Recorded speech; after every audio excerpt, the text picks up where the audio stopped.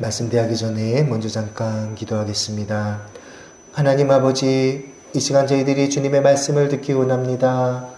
부족한 종을 세워주셨사오니 종의 연약한 모습은 감추어 주시고 하나님의 말씀만이 온전히 증거되게 하여 주옵소서. 감사드리고 우리 주 예수 그리스도의 이름으로 기도드립니다. 아멘.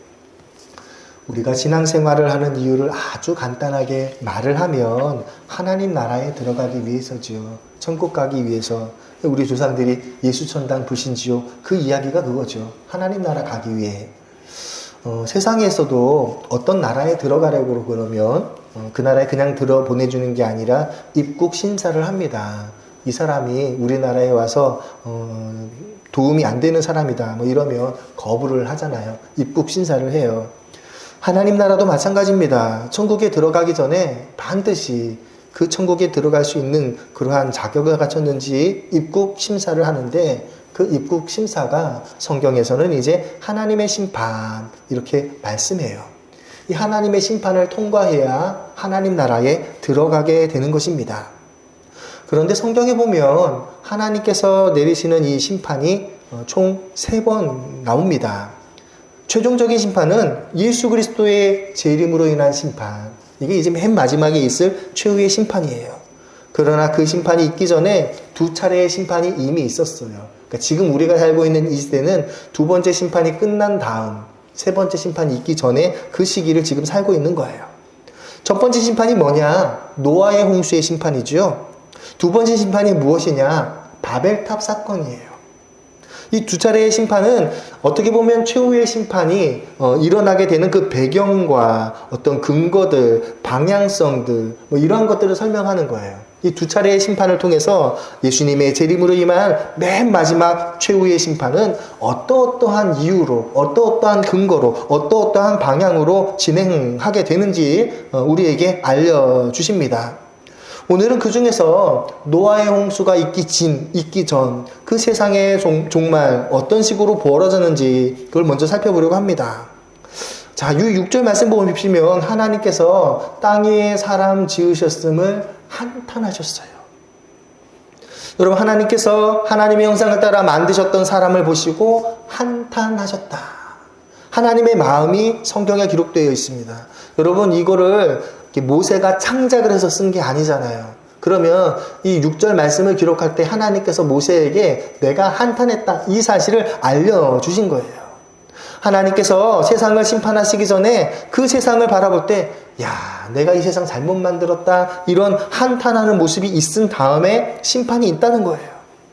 하나님께서는 아담의 범죄 이후로 죄의 심판과 그 심판에서 구원받을 그 비결을 이미 다 알려주셨습니다.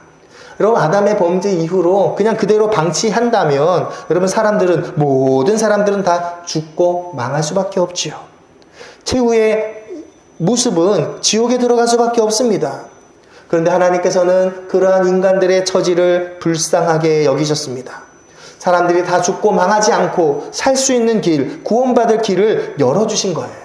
여자의 후손을 보내시겠다, 그 약속을 바로 하신 것입니다. 은혜를 베푸시고 사랑을 베푸신 거죠. 여기서 이 죄악에 물든 그 사람들을 세상이라고 말한다면 하나님께서는 죄악이 가득 찬 그 세상을 여전히 사랑을 하신 거예요. 그래서 은혜를 베푸신 거예요. 죽지 않도록 은혜를 베푸신 거예요. 근데 오늘 창세기 6장 6절 말씀을 보면 그렇게 세상을 사랑하셨던 하나님께서 그 세상을 보시고 어떻게 말씀하십니까? 탄식하셨어요. 탄식하실 뿐만이 아니라 이제는 안 되겠다, 이 세상을 멸해야겠다라고 결심하셨다는 거예요. 하나님께서는 죄악이 관영한 그 사람들의 세상을 보시고 한탄하십니다. 그리고 나서 노아의 홍수가 있는 거예요. 세상이 심판되는 거예요. 하나님께서 세상을 보고 한탄하시면 이제 세상의 종말이 오는 거예요. 그러니까 하나님께서 세상을 보고 한탄하실 정도다, 이거는 종말이 가까웠다, 그렇게 우리가 짐작할 수가 있는 거예요. 하나님께서는 사람을 지으셨음을 한탄하셨다라고 말합니다. 그러면 이렇게 하나님께서 사람을 지었음을 한탄하시게 된 그 이유와 근거와 배경들이 나오지요. 여러분, 이걸 우리가 잘 알아야 하는 이유가 뭡니까? 하나님께서 무엇을 보시고 한탄하시는지를 알아야지 우리도 이때 사람들처럼 하나님께서 보실 때 한탄할 만한 일을 안 하지요. 하나님께서 무엇을 보고 한탄하시는지를 알아야지 우리도 하나님께서 나를 보고 한탄하실 일을 안 하고 돌이킬 수가 있지요. 여러분, 회개가 무엇입니까? 하나님 보실 때 잘못된 것이 있다면 그걸 깨닫고 다시 안 하는 것, 이게 돌이키는 것, 이게 회개지요. 지금 하나님께서는 사람을 보고 한탄하시는데 그 한탄하시는 어떤 특정한 행동들, 모습들이 있다는 거예요. 그래서 우리가 그 사실을 알고 그러한 모습을 우리가 하지 않도록 돌이켜야 되는 것. 그것이 심판을 면할 수 있는, 심판을 통과해서 하나님 나라에 들어갈 수 있는 비결입니다. 창세기 6장 2절, 하나님의 아들들이 사람의 딸들의 아름다움을 보고 자기들이 좋아하는 모든 여자를 아내로 삼는지라. 하나님께서 사람 지으셨음을 한탄한 이유에 대해 이 창세기 6장 2절은 사람의 행동을 가지고 설명을 했습니다. 자, 사람들 중에 하나님의 아들들, 이러한 호칭, 이렇게 불리우는 사람들이 있었는데 그 사람들이 사람의 딸들, 이렇게 불리우는 그 사람들을 보고 내가 좋아하는 모든 여자를 아내로 삼았다. 이게 그 당시에 있었던 사람의 행동이에요. 그리고 이것을 보시고 하나님께서 이제 한탄하시는 거예요. 여러분, 하나님의 아들들, 사람의 딸들, 이들이 누구일까요? 하나님께서는 아담의 범죄 이후로 여자의 후손이 태어날 것을 약속하시고 그 여자의 후손이 올 통로를 말씀하셨습니다. 셋이라는 사람과 그 사람의 이제 후예들을 통해서 여자의 후손을 보내실 것을 약속하셨지요. 이때 그 통로로 선택된 사람들이 바로 하나님의 아들들, 이렇게 불리우는 사람들이에요. 그러니까 하나님께서는 하나님의 아들들, 이렇게 불리우실 그러한 사람들을 특별히 사랑하고 그들에게 복을 내려주신 거예요. 그래서 하나님께서도 너는 내 아들이다 라고 말씀하실 정도고, 다른 사람들이 볼 때도 야, 저 사람들은 하나님의 아들이네, 이렇게 말할 정도로 아주 하나님께서 복을 많이 주신 거예요. 그런데 이렇게 하나님의 특별한 사랑을 받은 이 사람들이 하나님의 사랑과 기대에 부응하지를 못했습니다. 그들은 하나님의 아들들, 이렇게 불리우는 그 호칭에 걸맞는 행동을 하지를 못했어요. 이 사람들이 한 행동이 뭡니까? 사람의 딸들과 결혼해서 자녀를 낳은 거예요. 여러분, 사람의 딸들 누굴까요? 하나님의 아들들이 아니라 여자의 후손이 태어날 통로로 선택받지 못한 사람들. 그 사람들은 이제 사람의 딸들, 이렇게 말하는데 그 사람들과 결혼을 했어요. 그러니까 결혼한 것 자체는 잘못이 아니지요. 여러분, 겉으로 보기에 이들의 결혼은 성공적이었어요. 이들은 결혼을 해서 고대의 유명한 사람들, 영웅들, 명성을 날리는 사람들을 낳았다고 합니다. 한마디로 자식 농사에 성공한 거예요. 여러분, 사람이 결혼해서 자녀를 낳는 건 악한 일이 아니지요. 여러분, 창세기 6장 이전에 하나님께서 사람에게 하신 명령은 무엇입니까? 생육하고 번성하라, 땅에 충만하라, 땅을 정복하라, 바다의 물고기와 하늘의 새와 땅에 움직이는 모든 것을 다스리라. 그게 하나님께서 사람에게 주신 명령이에요. 하나님께서 아담에게 주신 명령이에요. 하나님의 아들들은 우리가 하나님의 명령을 지켜야겠다, 그렇게 해서 생육하고 번성했다, 그렇게 이야기를 할 수 있다는 거예요. 그런데 그 결과가 어떻습니까? 그 사람들이 사람의 딸들과 결혼해서 결과가 악했다는 거예요. 하나님께서 세상을 보실 때 세상의 죄악이 가득하고 사람들의 계획이 악할 뿐임을 보셨다라고 말씀하십니다. 여러분, 6장 3절 보시면 여호와께서 이르시되 나의 영이 영원히 사람과 함께하지 아니하리니 이는 그들이 육신이 됨이라. 그러나 그들의 날은 120년이 되리라 하시니라. 하나님께서 세상을 한탄하게 되신 이유가 무엇입니까? 사람들의 계획이 항상 악할 뿐임을 보셨기 때문입니다. 사람들의 계획이 항상 악한 계획만 냈던 이유도 나오지요. 그 3절에 보면 사람들이 육신이 되었기 때문에, 육신이 된 사람들이 내는 생각, 육신이 된 사람들이 내는 계획은 항상 악한 계획밖에 없다, 그렇게 되는 거예요. 순서가 그렇게 되는 거예요. 하나님께서 은혜를 주셔서 하나님의 아들들 불리우는 사람들이 있었는데 이 사람들이 어떤 일을 합니까? 육체의 소욕에 졌어요. 자기 눈에 예뻐 보이는 모든 여자들을 아내로 삼았습니다. 여러분이 2절 말씀을 보시면 한 여자가 아니라 모든 여자예요. 그러니까 이 여자가 예뻐 보이면 이 여자랑도 결혼하고, 저 여자가 예뻐 보이면 또 저 여자랑도 결혼하고, 일처일부 제도가 아니라 일처다부제 사회를 만든 거예요. 힘이 있고 권력이 있고 돈이 많으면 많은 아내를 둔 거예요. 그렇게 해서 그렇게 한 이유가 뭡니까? 자기 육체의 소욕에 충실한 거예요. 자기가 보기에 아름다워 보이는 여자들을 만났다. 육체의 소욕에 충실했죠. 근데 겉으로는 어떻게 꾸밉니까? 하나님께서 생육하고 번성하라고 말했으니까 내가 생육하고 번성하기 위해 이렇게 하는 거야. 겉으로는 그렇게 꾸미는 거예요. 욕심은 실제로는 욕심을 채우기 위해서 했지만 겉으로는 합리화를 시키는 거예요. 내가 하나님의 명령, 생육하고 번성하라는 명령 잘 지켰다. 이렇게 한 거예요. 그 자녀들도 잘 양육했어요. 그래서 그 자녀들이 고대의 영웅들, 명사들이 되었습니다. 여러분, 이러한 상황을 보고 사람들은 어떻게 생각할까요? 아, 저렇게 하는 게 하나님께 복 받는 거야. 아, 저렇게 하는 게 하나님이 기뻐하시는 거야. 하나님께서 자손들도 많게 했고 그 자손들 다 영웅들, 명사들이 되었잖아. 이렇게 생각하는 거예요. 그러나 그러한 가정에서 자란 아이들, 고대의 영웅들, 명사들은 어려서부터 생각한 것이 악했다라고 합니다. 하나님께서 이러한 세상을 보시고 이제 특별히 은혜를 내리셔서 하나님의 아들들, 이렇게 불리우는 사람들을 만드는 걸 이제 그만두시게 됩니다. 야, 내가 특별히 복을 주고 은혜를 주어서 다른 사람들이 볼 때 하나님의 아들 같다 이렇게 말할 사람 만드는 게 도대체 무슨 의미가 있을까 탄식할 지경에 이르는 거예요. 겉보기에는 인류가 흥왕하고 번성합니다. 고대의 유명한 사람들, 영웅들이 많아졌습니다. 하지만 그들 모두 육체의 소욕을 따르고 육체가 원하는 것만 추구하면서 겉으로는 하나님 말씀에 충실합니다 라고 말하는 사람들이 있었다는 거예요. 그들은 가정에서 자기들이 어릴 때부터 그러한 모습을 봤습니다. 우리 부모님이 이렇게 행동했으니까 나도 이렇게 행동해야지 그렇게 생각하고 그게 옳은 일이라고 생각하고 자란 거예요. 그래서 어려서부터 생각하는 것이 악했다는 거예요. 하나님께서는 그래서 그러한 사람들뿐만이 아니라 세상에 속한 모든 피조물들도 한꺼번에 지면에서 쓸어버리려고 하셨습니다. 여러분, 세상의 종말이 언제 임합니까? 하나님께서 보실 때 한탄하면 그 다음 종말이 임하는 거예요. 하나님께서 세상을 보고 한탄하실 때 왜 한탄하십니까? 사람들이 생각하는 모든 계획이, 여러분 말하고 행동하는 게 아니라 생각하는 계획이 악한 걸 보면 그 다음에 이제 한탄하시는 거예요.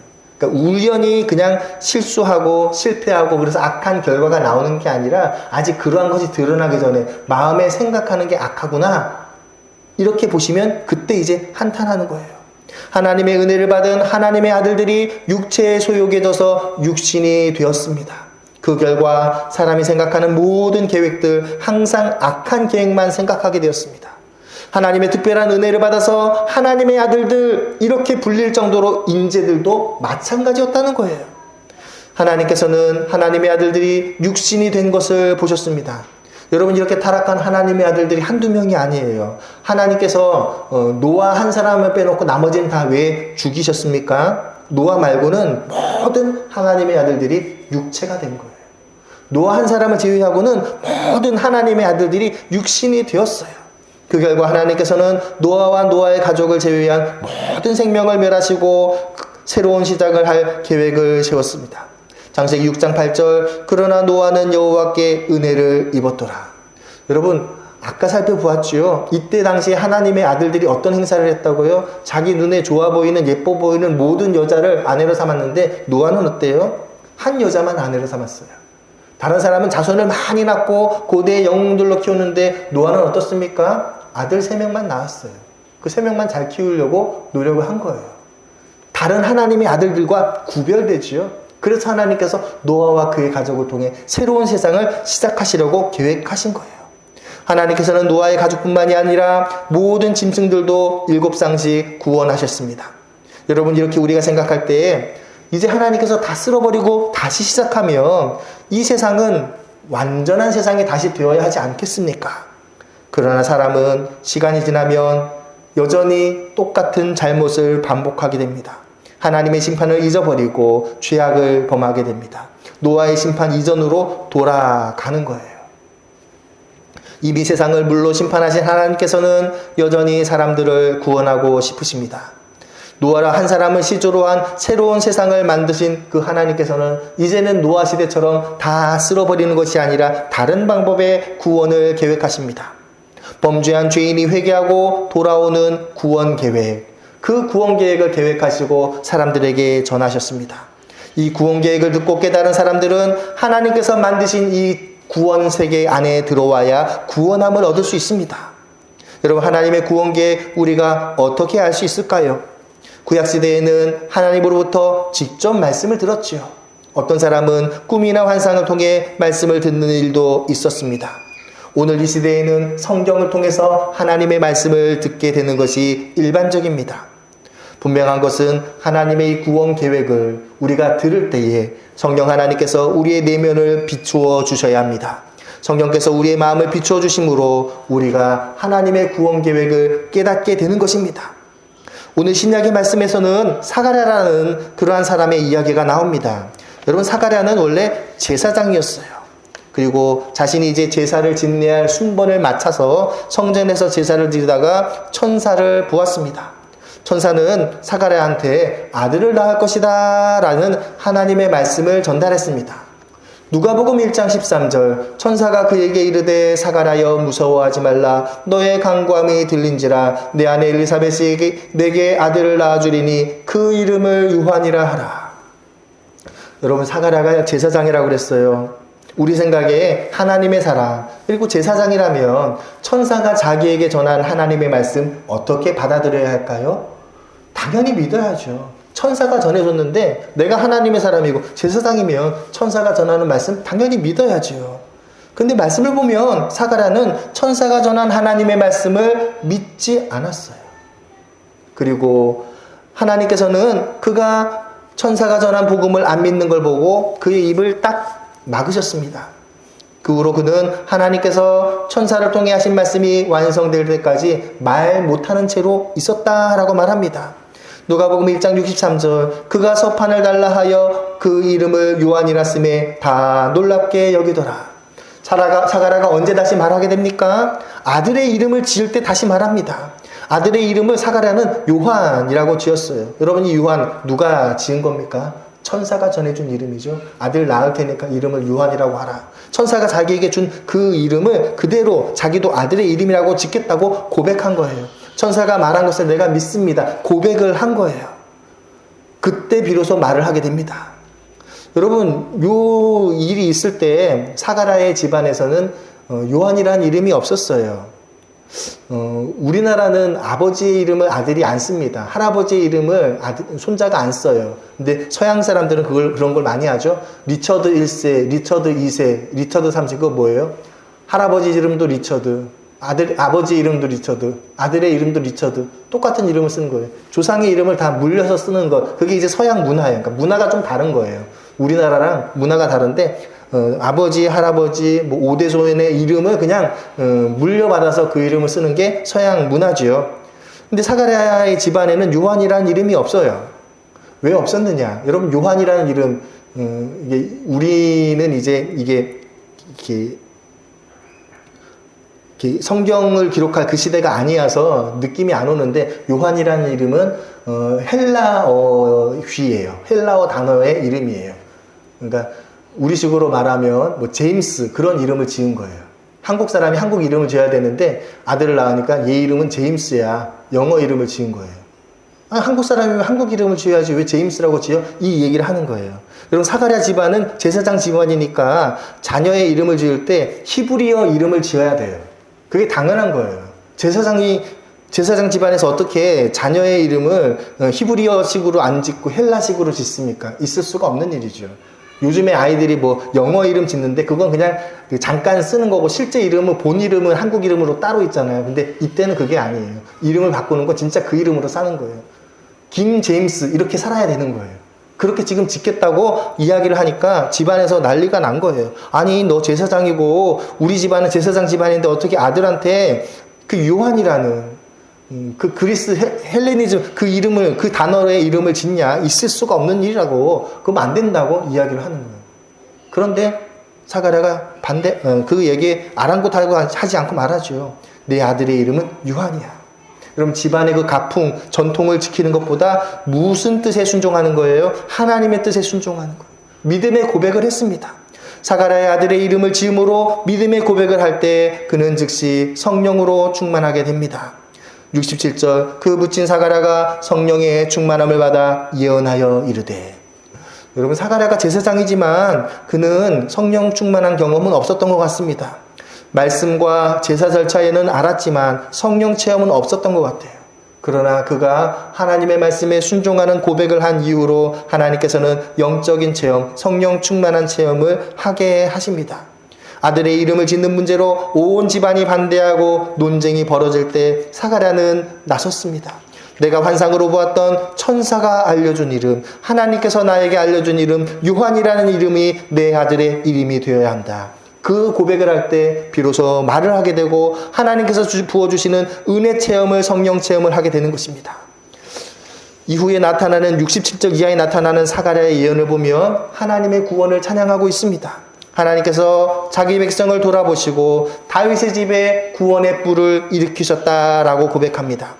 하나님께서는 죄악에 물든 사람들을 불쌍히 여기시고 그들을 구원하시기를 원합니다.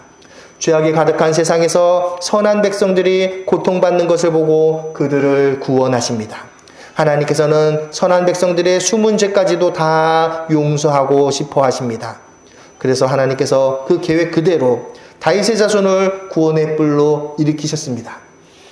이러한 하나님의 구원 계획은 그냥 어느 날 갑자기 시작된 게 아닙니다. 하나님께서는 아담에게 여자의 후손이라는 그 구원 계획을 알리실 때부터 계속해서 그 이야기들을 예언자들을 통해서 말씀하셨습니다. 구약의 예언자들은 한결같이 하나님의 구원 계획을 전했습니다. 여러분, 예언자들 거의 5, 60명이나 되는 예언자들이, 구약성경에 나오는 그 수많은 예언자들이 문서를 써서 남긴 예언자도 있고, 문서가 없고 그냥 열왕기 상하, 역대 상하, 사무엘 상하에 나오는 예언자들도 있는데, 그 많은 예언자들이 한결같이 하나님께서 구원하신다, 하나님께서 메시아를 보냈을 것이다, 그 예언을 했어요. 무려 1000년 이상 예언을 계속 했습니다. 여러분, 그 정도 되면 사람들이 하나님이 구원하신다, 하나님의 구원 계획 알아야지요. 하나님께서 인류 구원을 위해 이러이러한 계획이 있다, 이거 이제 받아들여야 합니다. 근데 사람들은 하나님의 구원 계획에 대해 무관심했어요. 그냥 예언자들만 하나님의 구원 계획을 반복해서 전했을 것입니다. 전했을 뿐입니다. 사람들은 여전히 악을 행하고 악에 빠지고 육신의 소욕에 빠져 육신이 되었습니다. 성령의 충만함을 받아 예언하기 시작했던 사가랴가 이 사실을 깨닫습니다. 그리고 예언자들 통해 전해졌던 하나님의 구원 계획을 다시 말합니다. 하나님의 구원 계획이 이제 이루어질 때가 되었다. 하나님의 백성들은 하나님의 구원 계획을 믿고 구원을 받아야 합니다. 지금 하나님의 백성들은 원수의 손에 지배를 당하고 있습니다. 정치적으로는 로마 제국의 식민지였습니다. 행정적으로는 이둠의 족속인 헤롯의 명령을 따라 살아야 합니다. 영적으로는 율법주의와 형식주의에 의해서 자유를 빼앗긴 삶을 살고 있습니다. 이러한 상황에서 구원해 주실 분은 오직 한 분, 예수 그리스도밖에 없습니다. 하나님은 오래전부터 예언자들을 통해 하나님의 구원 계획을 말씀하시고 그 말씀을 반드시 이루겠다는 의미로 언약을 주셨습니다.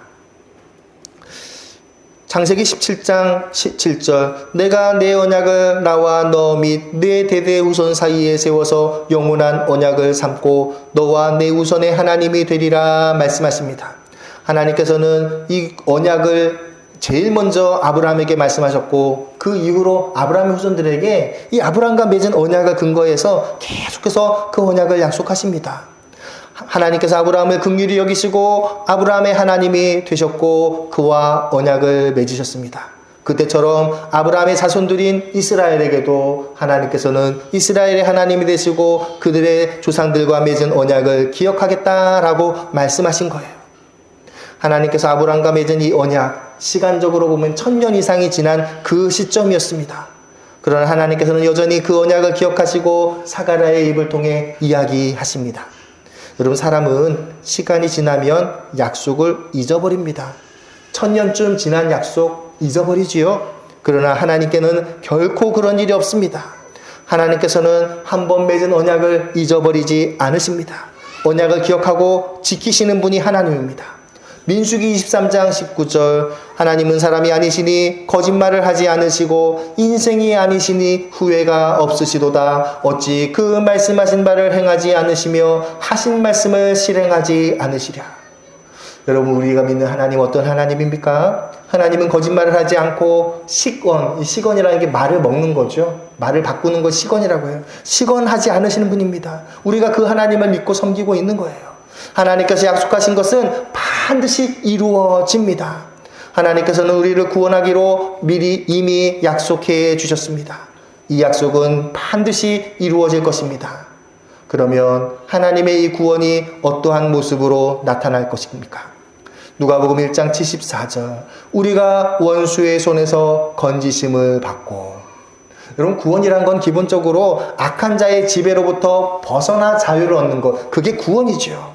사람들의 지금 처지의 형편은 무엇입니까? 원수의 손에 지금 지배를 받고 있어요. 하나님께서는 그러한 사람들을 구원하십니다. 원수의 지배에서 벗어나 자유케 하십니다. 주님 앞에서 성결하고 의롭게 섬기는 사람으로 바꾸어 주십니다. 누군가로부터 압력을 받아 어쩔 수 없이 하나님을 섬기는 모양이라면 두려움을 가진 형식적인 섬김을 하게 될 것입니다. 내가 제대로 하나님 안 섬기면 하나님께서 벌 내리실 거야, 이런 두려운 마음으로 섬길 거예요. 그러나 우리가 믿는 하나님은 그러한 섬김을 원하시지 않으십니다. 하나님께서는 자유롭고 기쁨이 넘치는 자발적인 섬김을 원하십니다. 자원하는 마음을 기뻐 받으십니다. 하나님을 섬길 때 성결한 사람이 하나님을 섬길 수 있습니다. 여러분, 성결하다는 것은 죄에서 자유하다라는 걸 말하죠. 하나님께서는 구원받은 사람들을 성결하게 하시고 그들이 하나님을 섬기게 하십니다. 우리가 하나님께로부터 죄사함을 받고 성결함을 얻었다면 우리의 평생 기쁨으로 하나님을 섬기셔야 합니다. 자원하는 마음으로 기쁘게 하나님을 섬기는 저와 여러분 되시기를 축복합니다.